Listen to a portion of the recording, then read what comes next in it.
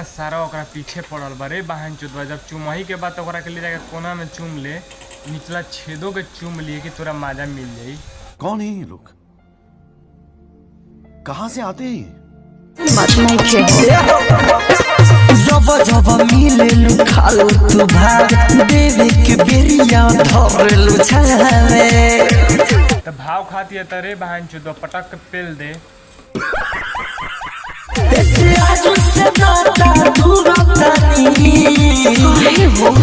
तय अंकित अकेला नाता मत तोड़, डेरी मिल्क खिया के पोल्हा के मजा मार लो।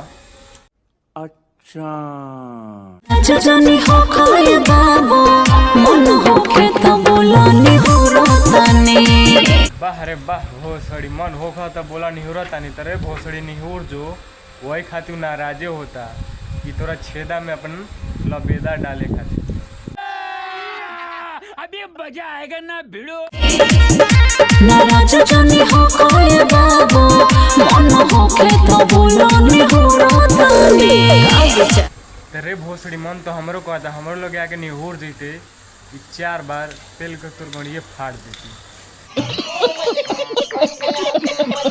आगे बताएं सारा हम बतिया देर न करो सरूसी में। अच्छा तेरे भोसड़ी आगे का बताइबे तोरा महानचो एमसी आइल बा का रे निचला छेदा से।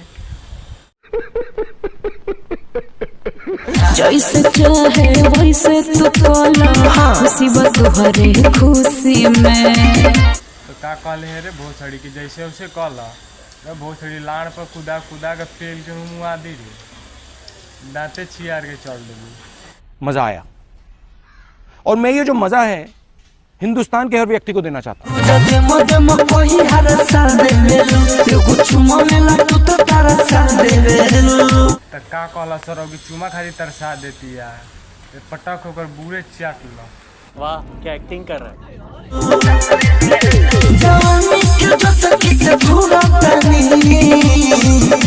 तो जवानी के खींच लेके घूमता रहा तरे सर जाके इतना खींच बता मुठिया के जवानी के शांत कर ले रे सर। शाबाश बेटा, बहुत बढ़िया। नाराज जनी हो खाए बाबू मन होखे त बोलानी हो रोतानी।